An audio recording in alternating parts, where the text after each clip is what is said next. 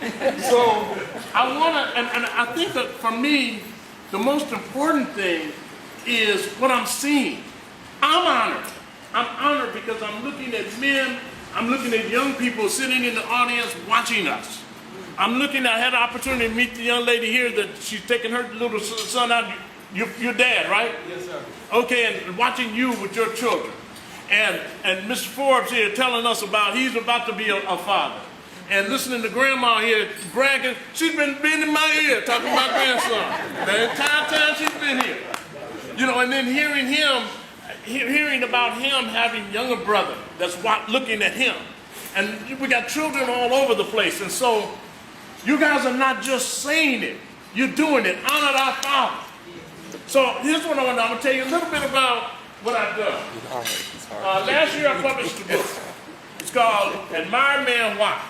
The Making of an Admired Man. And this is what I really like to talk about. And generally when I talk about this, I always like to let you know who I am first. You know, I do workshops and I talk with young men and women all of the time. In fact, the creation of this book, I'll tell you a little bit about the writing of this book. But I talk. Y'all already know that, right? And so, but I always start off letting you know a little bit about me. So I can't tell you the whole thing, but I'll tell you a little bit. The inspiration, they always ask me, what inspired you to write this? The inspiration came when I was 14 years old. I grew up without a father. And I didn't discover I didn't have a father until I was 14. I went to junior high school, father-son night. I didn't know any better. So I went, my friends was going. And in my elementary school, I grew up in anybody familiar with Nicholson Garden Housing Project? Yeah. All right, that's where I grew up. And this was a long time ago. So everybody in the project, didn't nobody have a father. We all had the same father, I don't know.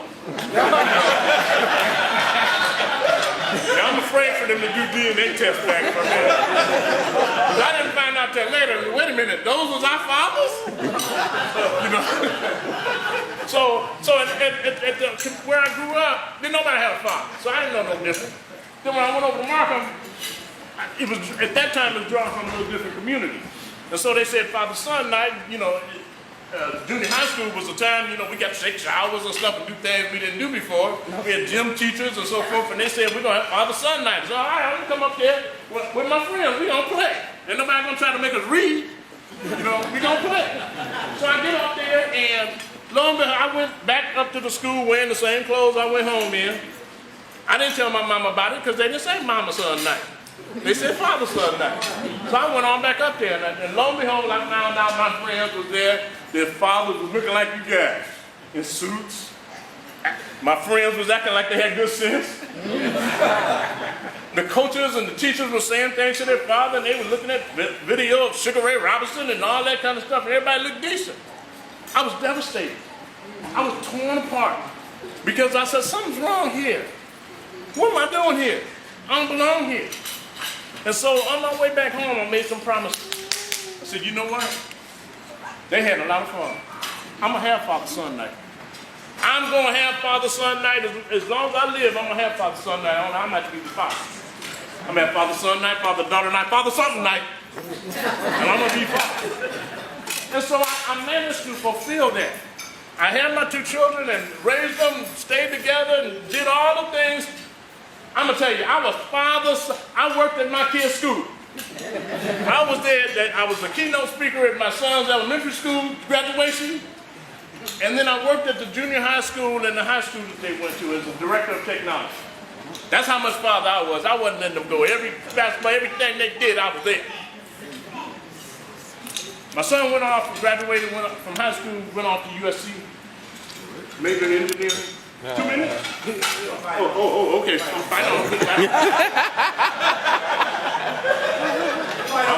almost forgot that. In fact, I got something funny to say about it. My son went off to USC, and so my daughter was still 2 years behind, so I'm still at the school. And then my daughter decided she's going to go off to USC. So when she graduates, she'll go off to USC. And I said, I bet I can get a job at USC. My kid said, Dad, you did good, dog. You did it. You did the heck out of it. We love you. You ain't got to come and work with us. I said, you did it.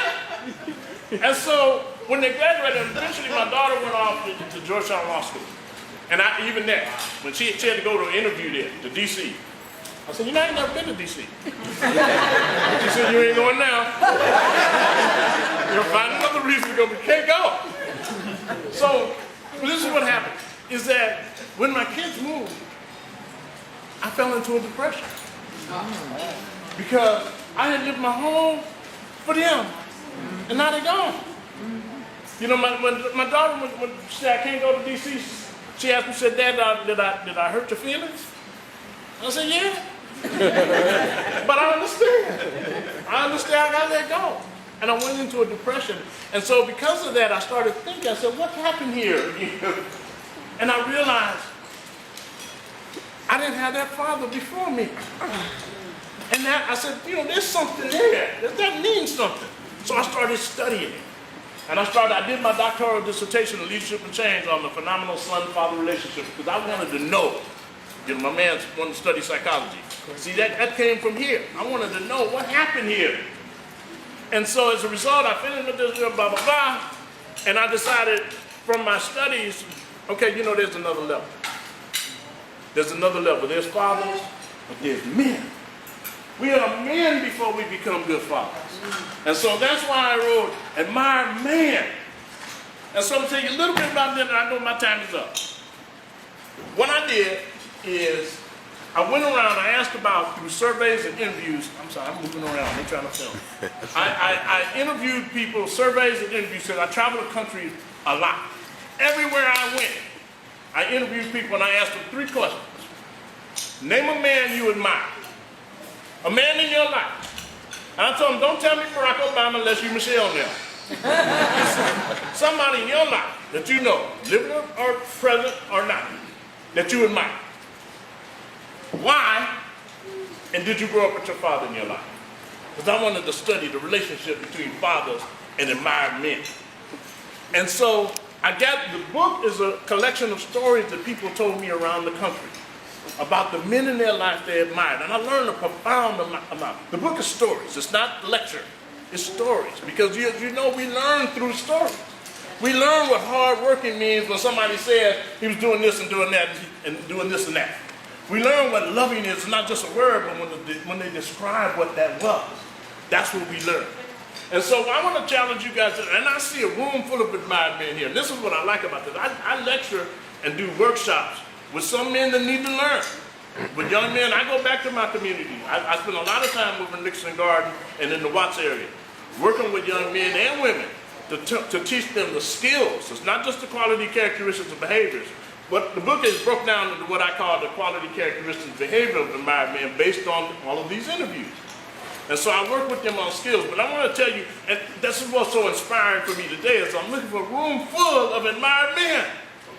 Admired fathers, brothers. We were talking about you, about the inspiration that you have on, because you're not a father yet, but you have inspiration on those that are younger than you. And some of you others that are younger.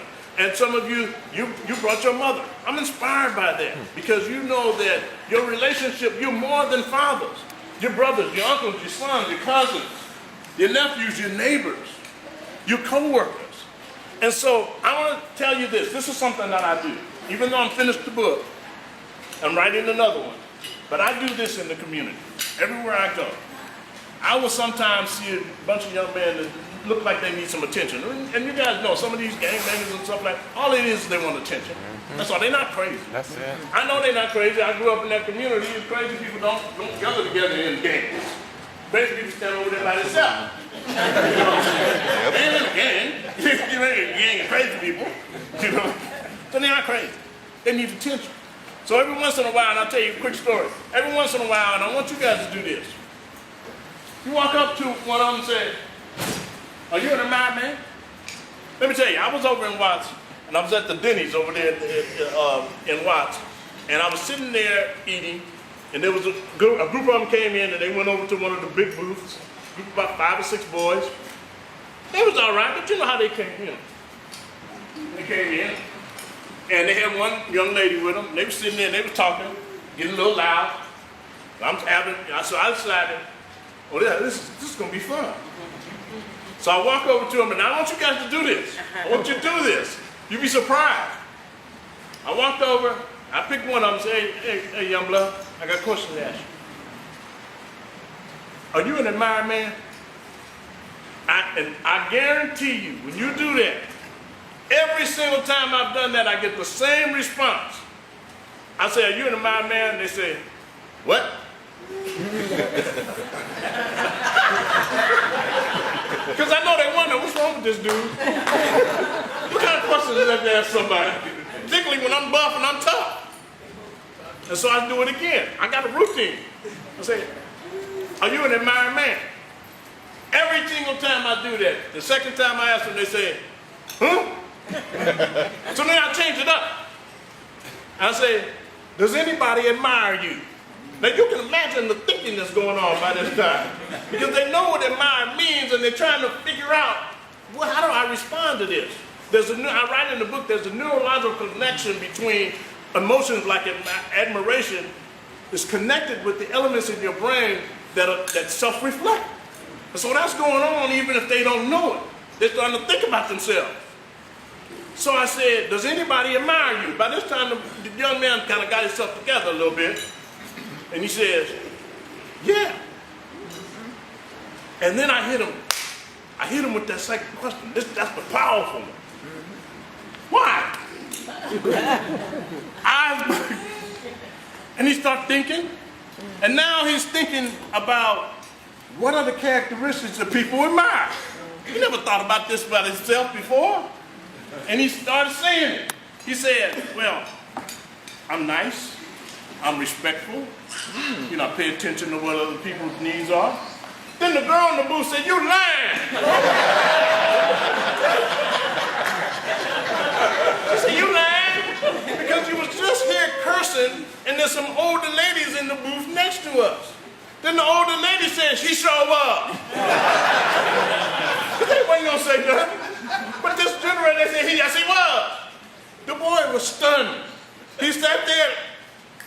He did not realize that he was doing that or that this is not an admirable characteristic. And most importantly, and this is the message for you guys, we're being watched.